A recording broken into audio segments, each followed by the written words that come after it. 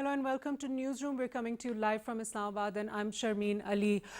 Recent developments that are happening between Pakistan and India have caused Prime Minister Imran Khan to raise his concerns about a false flag operation coming from India. He's repeated this concern of his many times, and this again was repeated to foreign media. And he also warned that the Indian government under Prime Minister Modi might actually term the Kashmir movement terrorism and accuse Pakistan of backing it, which has also happened in the past. And it has become very clear in recent months, especially after the lockdown in Kashmir, which has been there for the last 9 months, that there's extreme force and inhumane treatment of the Kashmiri people under the Indian regime. Kashmiri journalists have won the Pulitzer Prize for showcasing this treatment and the treatment that has been given out to Kashmiri protesters, and the overall situation there under the lockdown, where communications have been cut off, arbitrary arrests and all have been made. It's very clear that this is an indigenous homegrown movement, that the Kashmiri people are fighting for their own purpose, for their own freedom, and the Indian government, and particularly now under the BJP government with Prime Minister Modi, would like to term this a terrorist movement funded by Pakistan, which is entirely false. Also, in another very significant development, Afghanistan's President Ashraf Ghani has made an agreement with his rival Dr. Abdullah, and they've announced a power sharing agreement. This was a very significant development that took place over the weekend. Under this agreement, President Ashraf Ghani is going to rule as a president, and Dr. Abdullah is going to be the head of the country's National Reconciliation High Council, which is going to be the authority handling and approving all affairs that are related to the peace process in Afghanistan. Now, we knew, and we've repeatedly said in our programs as well, that unity amongst Afghans is very important right now to fight the threat of terror in their country right now due to ISIS and other militant groups which are trying to derail the peace process. For this, Afghans need to come together, and this is the first very positive step towards that development. So some very promising news. We'll be talking about that with our guest today. Now, a 10-year-old Pakistani girl has made all of us very proud. She's a Pakistani-American girl whose efforts in the coronavirus pandemic humanitarian effort was recognized by President Donald Trump and his wife Melania Trump. She was honored in a ceremony that honored coronavirus heroes. Now, this little girl, her name is Leila, and she's in a group of Girl Scouts from Maryland, and they have together donated 100 boxes of cookies to nurses and firefighters. That's a wonderful service that Leila and her friends have done during this pandemic. So well done, Leila Khan. We're all very proud of you and for being recognized for this very big accomplishment and being invited to the White House for that. Now, coming to our first very important topic right now is that India may conduct a false flag operation. This has been happening in the past. We saw that last year in February there was an attack by India into Pakistan because there were terror attacks in Pulwama, for which India blamed Pakistan, and then the Indians attacked Pakistan in Balakot. And during this attack, we also saw the response that Pakistani armed forces made, and the Pakistani armed forces, the Air Force, shot down an Indian fighter aircraft and captured their pilot, Wing Commander Abhinandan, who was later returned in a gesture of peace by Pakistan. And these accusations and future false flag operations are feared right now by our leadership and by Prime Minister Imran Khan. To talk about this very volatile situation in Kashmir, we have with us Sardar Masood Khan, who is the president of Azad Jammu and Kashmir. Mr. President, thank you so much for joining us on our program. Thank you for having me.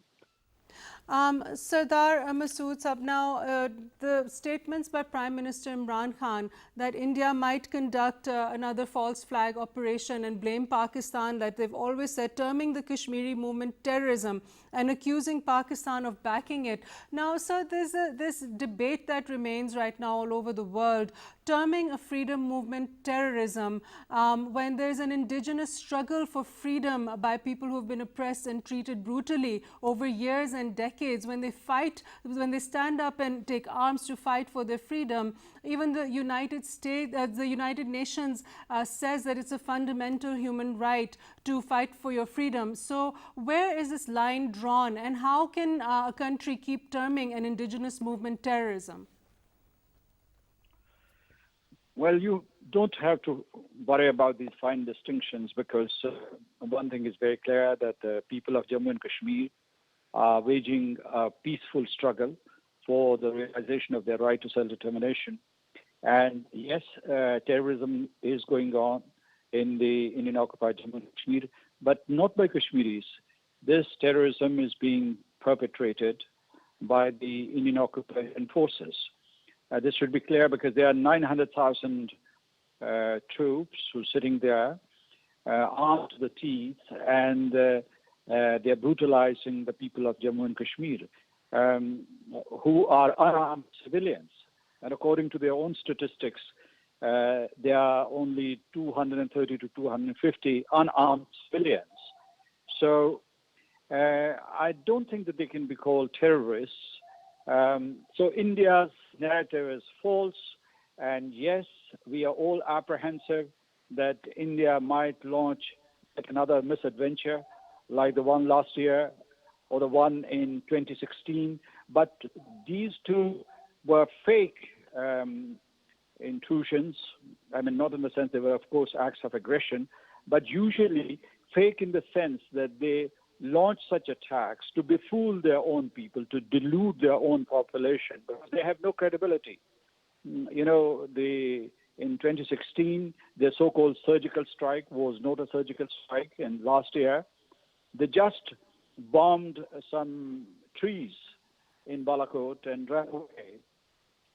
So, but at the same time, I can tell you that the Prime Minister of Pakistan is right, that there are rumblings. We see something on the horizon, because the political leadership of the BJP, the Rashtriya Swayamsevak Sangh, they have been using aggressive language and rhetoric against Pakistan. They've also been threatening Pakistan and Azad Kashmir and Gilgit-Baltistan.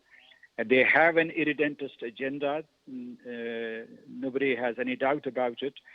So, and in the recent past, they've been conspiring conspicuously to commit an act of aggression in one form or the other against Pakistan. Therefore, we are prepared, and we should, in fact, increase our preparations.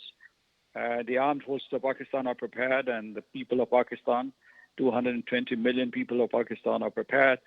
But at the same time, we should, of course, go directly to the United Nations Security Council and to the United Nations Secretary General to warn them that if there is a misadventure by India, there would be a massive retaliation by Pakistan, massive and effective retaliation of Pakistan, and that might affect the peace and security situation in the region very adversely. Right. So you've been very relentless in your efforts in projecting the cause of the Kashmiri people abroad as well. And what we see is a lack of any action on the part of the United Nations. And this has been going on for over 70 years. And we see a similar situation with Israel as well, where the government goes and occupies forcefully a territory. And then there's this inhumane use of brute force. And it's continuing over decades. So where do you think that we are lacking as Pakistanis or as Kashmiris or generally as a world community to sort of bring a stop to this inhuman treatment of human beings in Kashmir? You know, as far as the people of Azad Kashmir of Pakistan are concerned, they have been giving sacrifices for the past 72 years. We've been pursuing diplomacy also all political means to explore a solution of the Jammu and Kashmir dispute peacefully, or a solution that would reflect the aspirations of the people of Jammu and Kashmir. The Kashmiris in the occupied territory, they've been giving sacrifices. I mean, up to now, 500,000 Kashmiris have been killed brutally by the occupation forces there. And there have been genocides. There have been many massacres there. There have been mass gang rapes by security forces. Instead of security forces, we should call them occupation forces. So they've been committing these crimes against humanity there. And the United Nations knows about it. It has chosen to look the other way. The United Nations has become a handmaiden of powerful nations, and it is not mobilizing the Permanent Five or other members of the Security Council to take action on Kashmir. This is one of the tragedies, but this tragedy also reflects a bigger malaise because the United Nations, as an organization responsible for the maintenance of peace and security in the world, has been sidelined, and decisions are taken by 2 or 3 powerful countries, and then countries like India align themselves with those countries, and they get away with murder and the genocide in Kashmir and other parts of India.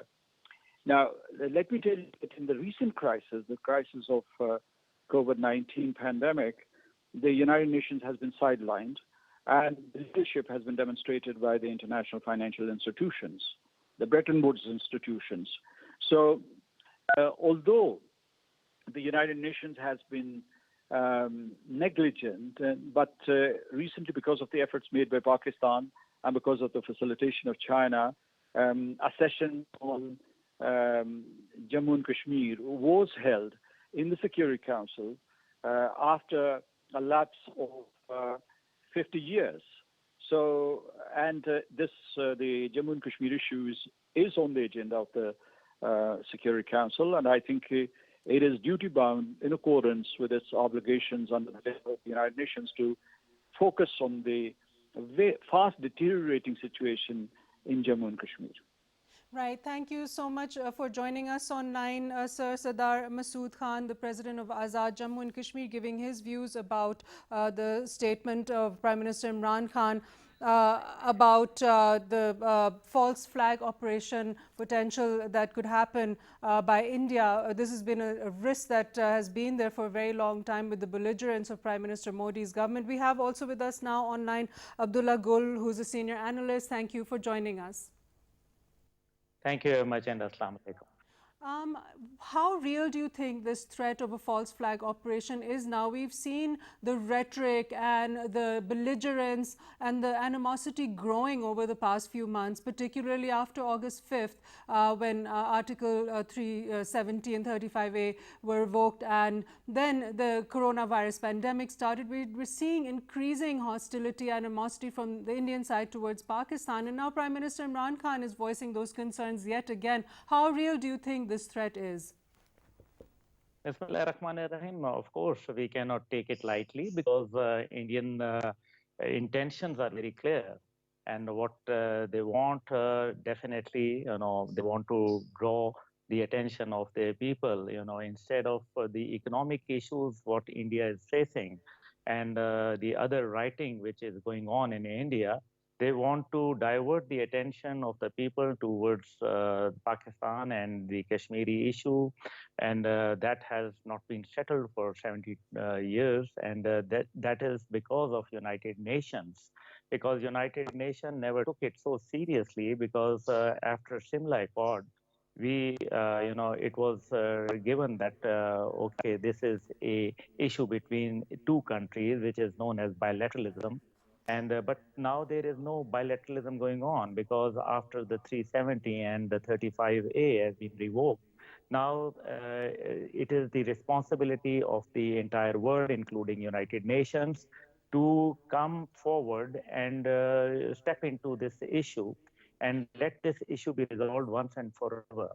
Because India has been doing it for quite some time. They are trying to send their spies into Pakistan. They have sent the airstrike, which was a clear violation after the 1971 war. And then, of course, the international territories and international boundaries were violated. But still, Pakistan, as a goodwill gesture, returned Wing Commander Abhinandan. But Indians thought that probably it is they are seeing these things, the goodwill gestures of Pakistan to maintain peace and stability in the region. They are thinking that probably this is weakness of Pakistan. Well, nobody should underestimate Pakistan. Pakistan has given befitting responses in the past, and Pakistan is quite capable, which we have seen that how the Indian airplane was shot down by Pakistani Falcons, alhamdulillah. And of course, the leadership of Pakistan, the political leadership and the military leadership are fully responsible, and they know how and when to respond Indians in their own way. But at the same time, we are trying to tell the world that look what is going on, and under the garb of COVID-19 situation, India is taking undue advantage of this, and they are I think they're claiming, and it is just simply one can laugh on these claims that launching pads are being active in on Pakistani side, but why they fail to understand that the doors of the barbed wire, the fencing which they have put themselves at the border, that is under their control. So how can Pakistanis go inside or the Kashmiris go inside? So this indigenous movement, they're rather than accepting the failures of their military in Kashmir, occupied Kashmir, they are putting the blame of their failures on Pakistan, which is absolutely not acceptable. But at the same time, Prime Minister is trying to tell the world that India can and India has already in the past. But if you see that India has already always been very aggressive, but at the same time, we must not forget that almost 150 people they have been martyred since 15th of August 2019. And this is a act of war. And Pakistan is just being patient because Pakistan does not want to disturb the peace of this region.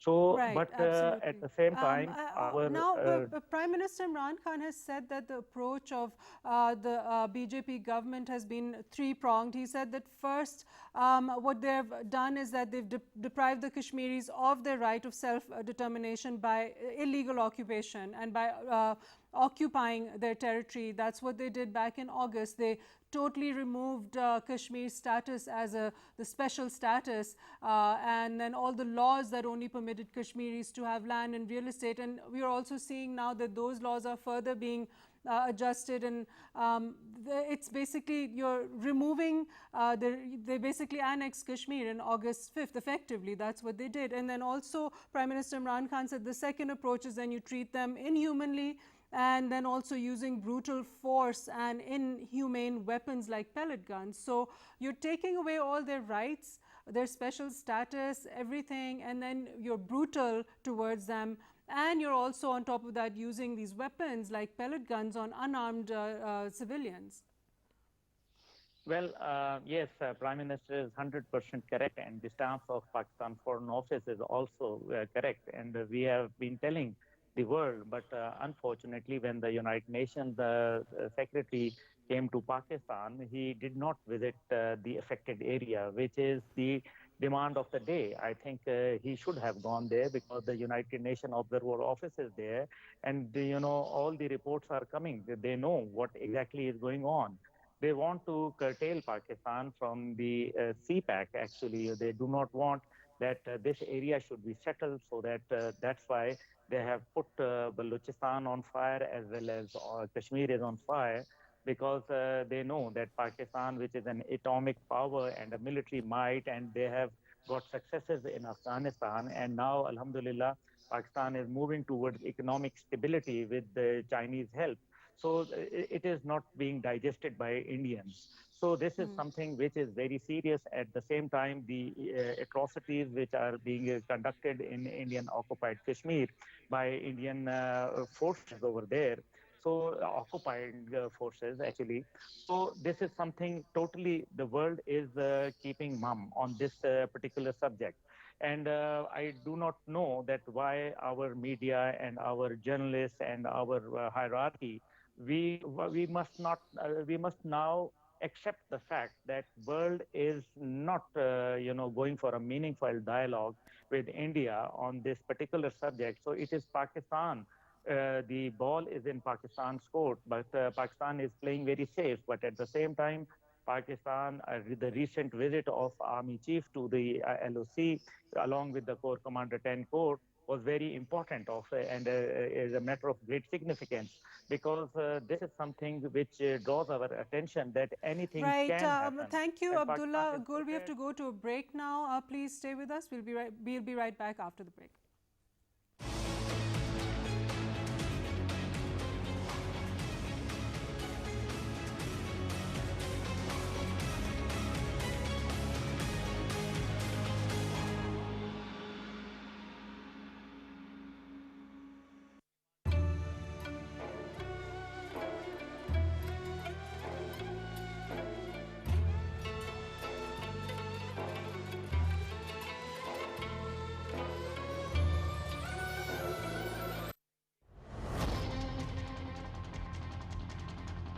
SOPs کو تو follow کرنا ہوگا، کیونکہ جو بھی اقدامات ہم کر رہے ہیں، جو کہ آگے جس کی تفصیل بھی میں آپ کو بتاؤں گا، اس میں بنیادی مقصد عوام کے لیے سہولت پیدا کرنا، جو کورونا وبا ہے اور جو معاشی سرگرمیاں ہیں ان کے درمیان ایک توازن پیدا کرنے کی حکمت عملی پرائم منسٹر صاحب نے پہلے دن سے لی ہے، اور جو بھی اقدامات آ رہے ہیں وہ سب اسی کا تسلسل ہے۔ SOPs کی امپلیمنٹیشن کے لیے جو ٹرین کا جو اپنا ایک انفراسٹرکچر ہے اور جو ان کے ڈویژنل ہیڈ کوارٹرز ہیں ان پہ عمل کرانا، ان کی ذمہ داری سونپی گئی ہے ان کو کہ وہ جتنے SOPs ہیں اس سلسلے میں وہ اس پہ عمل درآمد کرا سکیں۔ دوسرا اہم فیصلہ تھا کاروبار کے سلسلے میں، شاپنگ مالز کے سلسلے میں، دکانوں کے ایسے چھوٹے شہر، چونکہ شاپنگ مالز صرف بڑے شہروں میں ہیں، چھوٹے شہروں میں ہوتے نہیں ہیں، جہاں پہ کہ کمیونٹی شاپنگ سینٹرز ہوتے ہیں، دکانیں ہوتی ہیں، تو ان کو بھی اجازت دی گئی ہے کھولنے کے لیے۔ ہفتہ اتوار یہ بھی ان پہ چھوڑ دیا گیا ہے کہ اگر وہ سمجھتے ہیں کہ ان کو اپنا کاروبار کھولنا چاہیے تو اس کی بھی کوئی ممانعت نہیں ہوگی۔ اسی طرح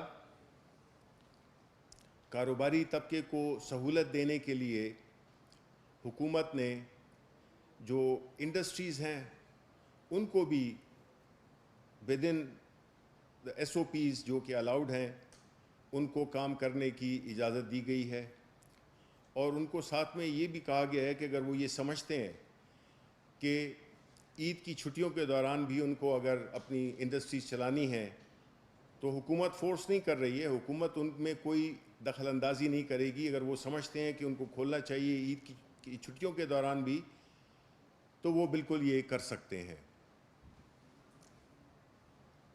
یہ جو بھی اقدامات ہیں یہ بنیادی طور پہ ایک توازن پیدا کرنا ہے، کیونکہ ہمیں پتہ ہے کہ یہ کرونا وائرس کب تک چلے گا۔ پاکستان ایک غریب ملک ہے اور ہمارے لیے عوام کی جان بھی اتنی اہم ہے جتنی کہ معاشی سرگرمیاں۔ آپ جانتے ہیں کہ جو لاک ڈاؤن کی جو پالیسی ہے وہ دیرپا نہیں ہو سکتی ہے۔ وہ غریب لوگ جو کہ دیہڑی دار مزدور ہیں، جو کہ جن کی دکانیں ہیں، چھوٹا کاروبار ہے، یہ سب چلنے کے لیے ہمارے پاس کوئی گنجائش ہی نہیں ہے کہ ہم نے جو سخت وقت تھا وہ تو ہم نے بڑی کامیابی سے، حکومت کی جو حکمت عملی تھی اس سے ظاہر یہی ہوتا ہے کہ جو آپ جو دیے جاتے ہیں فیکٹس اینڈ فگرز، اس سے یہی ظاہر ہوتا ہے کہ اللہ تعالیٰ کے فضل و کرم کے ساتھ ہمارے ملک میں کرونا نے وہ تباہی نہیں پھیلائی جس طرح کہ اس نے یورپی ممالک یا امریکہ یا اور ممالک میں پھیلائی ہے۔ اس کے بعد جو ایک اور اہم بات ہوئی وہ یہ تھی کہ جو کورونا کے جو ٹیسٹنگ کٹس ہوتی ہیں، جو حفاظتی لباس ہوتا ہے، اس سے متعلقہ جو پیرافرنیلیا ہوتا ہے، تو اب ہمارے ملک میں ماشاءاللہ اس کی بھی پروڈکشن شروع ہو گئی ہے.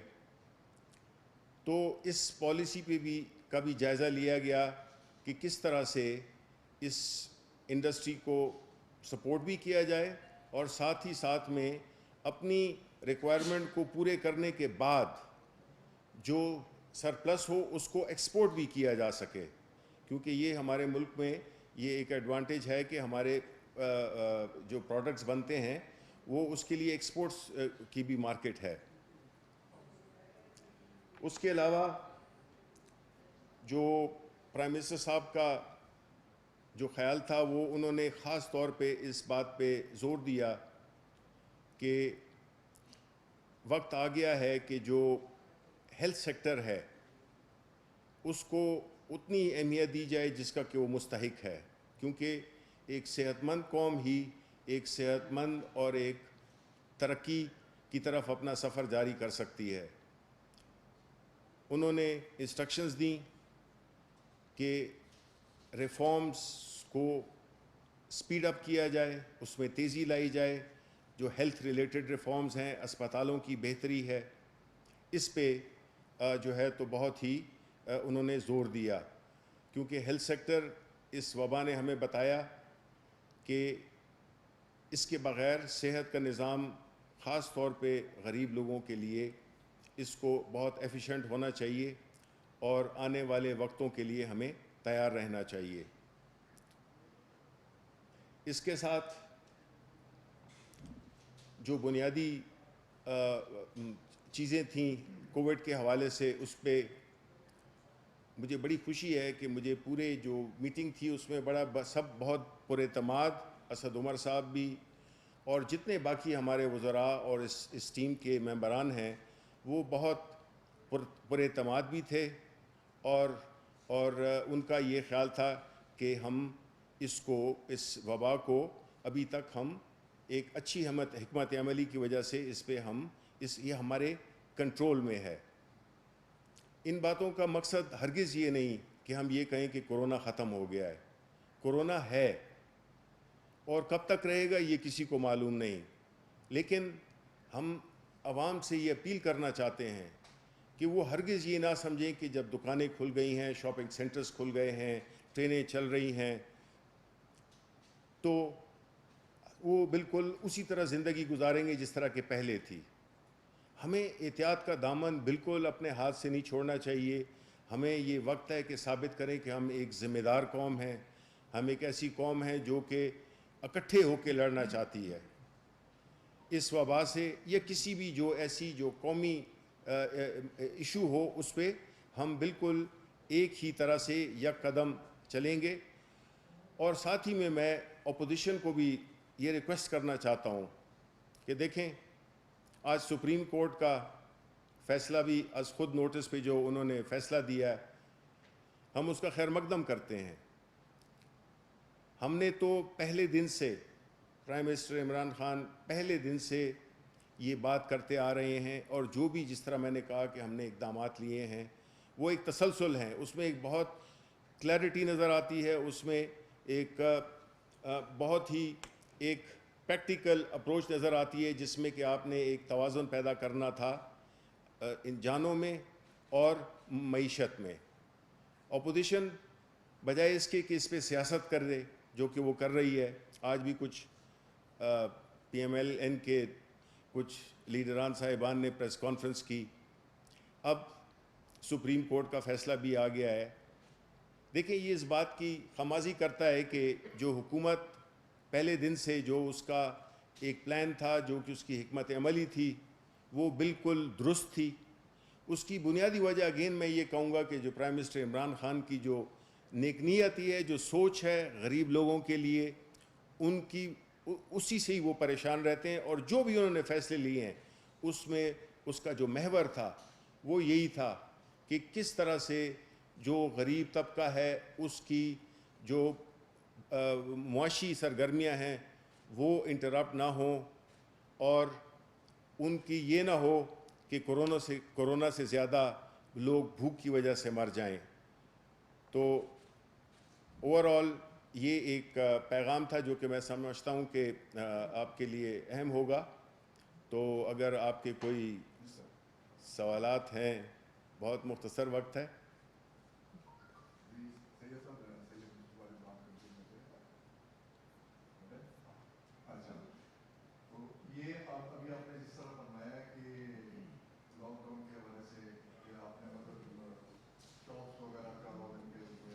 ट्रेनें वगैरह आप ये समझते हैं कि क्योंकि अभी जो सूरत चल रही है जिस तरह कोरोना की, तो आप ये इस पब्लिक को किस तरह कंट्रोल करेंगे?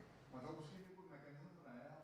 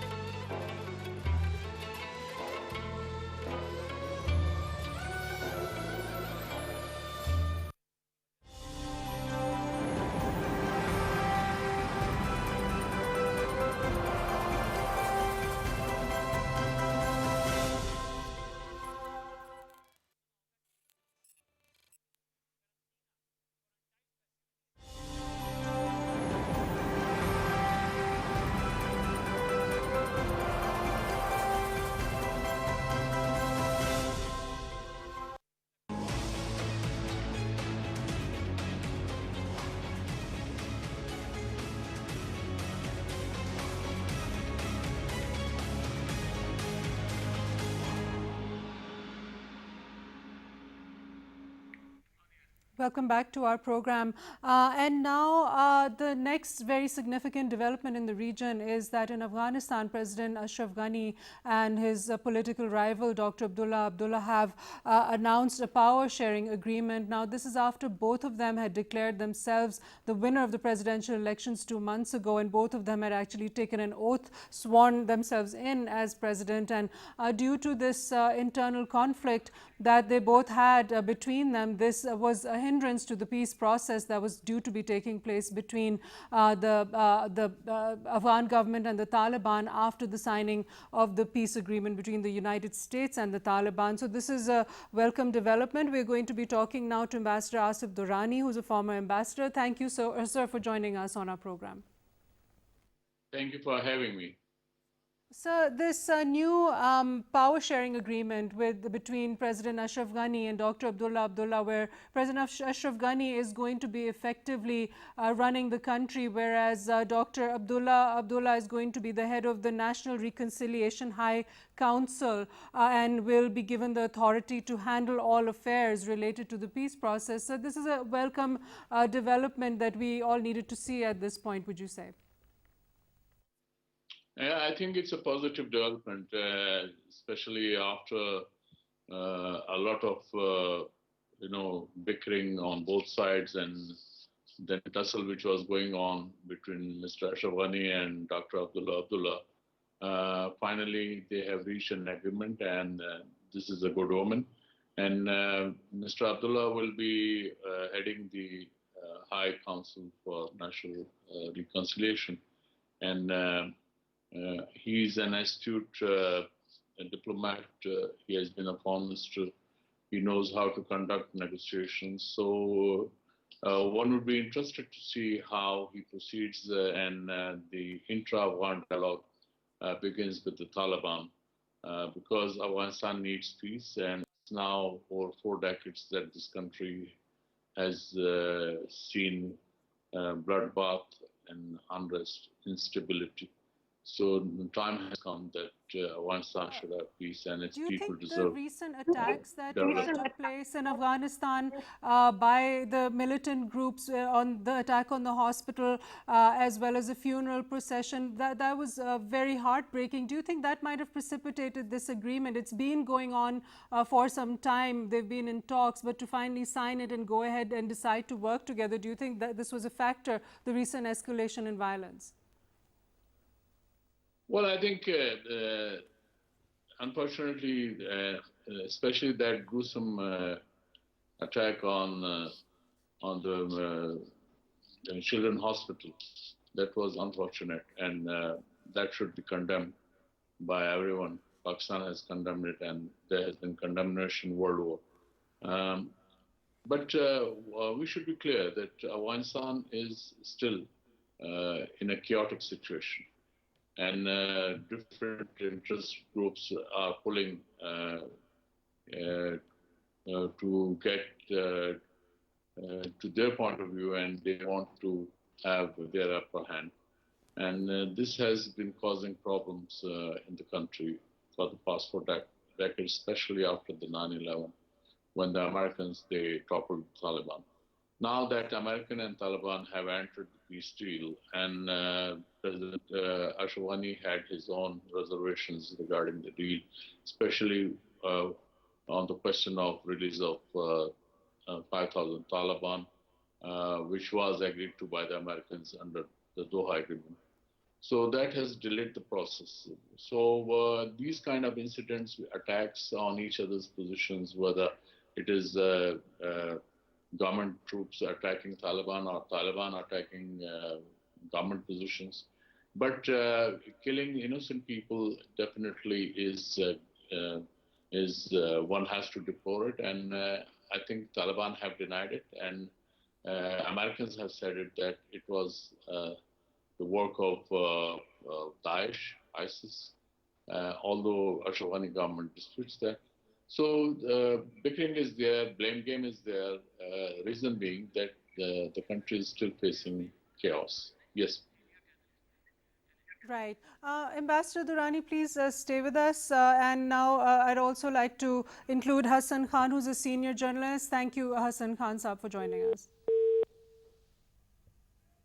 Okay, Hassan Khan, okay, we're going to get in touch again with Hassan Khan. The line's been dropped. Ambassador Durrani, let me go on and ask you now, as far as the Afghan government and Taliban peace talks that were supposed to take place in March, and then we saw that violence increased over there in Afghanistan. The Taliban and Daesh actually attacked various places. There was an attack on a Sikh shrine as well. And now there's a huge trust deficit that also exists between the Afghan government and the Taliban. And the Taliban does not recognize, I think, that the Afghan government are implanted by the Americans, and bringing them to the table to talk has been one of the toughest jobs. We've been seeing efforts made towards that for months now, and where we saw that there was some sort of an agreement and a movement forward, then this prisoner swap kind of slowed things down again. So now with this new power sharing agreement, do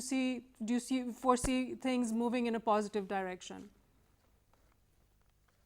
The agreement is between Mr. Ashraf Ghani and Abdullah, who were fighting among each other, and the problem was with the results of the elections, which Dr. Abdullah refused to accept. Now, and this had further weakened the overall political situation in Afghanistan. But now, after that agreement, I think it should give some opportunity to Mr. Ashraf Ghani-led dispensation to make a common position with regard to having negotiations with the Taliban. And how Taliban proceed, that is yet to be seen. But the main emphasis should be that there, while intra-Afghan dialogue starts, there should be a ceasefire, there should be peace in the country, and whatever may be the result, I think the parties should accept it, and they should accept it in good faith. Yes. Thank you so much, Ambassador Asif Durrani, for giving your insights on the program. He's a former ambassador. Also, we now have online with us Hassan Khan, who's a senior journalist. Thank you, Hassan Khan, for joining us. Hassan Khan, are you with us online? Okay, we are getting back in touch with Hassan Khan, who's a senior journalists. In the meantime, moving on to a very positive development, a very good story to hear for all of us as Pakistanis, is that President Donald Trump recognized a 10-year-old Pakistani girl named Layla Khan during a ceremony to honor coronavirus heroes. Now, Layla Khan and her friends, a group of Girl Scouts, went and distributed 100 boxes of Girl Scout cookies to nurses and firefighters in the United States. We've seen a lot of communities coming together all over the world in order to help different people distributing food, and like these girls did, they distributed boxes of cookies, and they've been volunteering. Different groups of people have been going on the street sides, particularly a lot of Pakistani Americans, Muslims around the world are setting up stands on street sides in different states in the United States and giving out people essential supplies and food as well as household goods, etc. Due to the lockdown, so many people have lost their jobs and are not able to afford the basics. So many citizens around the world are helping each other out with this, and in this we're seeing the work of the Muslim communities as well as now Pakistanis, Pakistani Americans, and a young 10-year-old girl, Layla Khan, who's gone out there and been recognized by President Donald Trump and his wife Melania Trump. This is a great achievement on her part, and we wish her the best of luck going forward. Pakistan is very proud of you. That brings us to the conclusion of our program today. We'll be seeing you next time on Newsroom. Thank you for now from me, Sharmeen Ali, and our team at Newsroom. Bye-bye.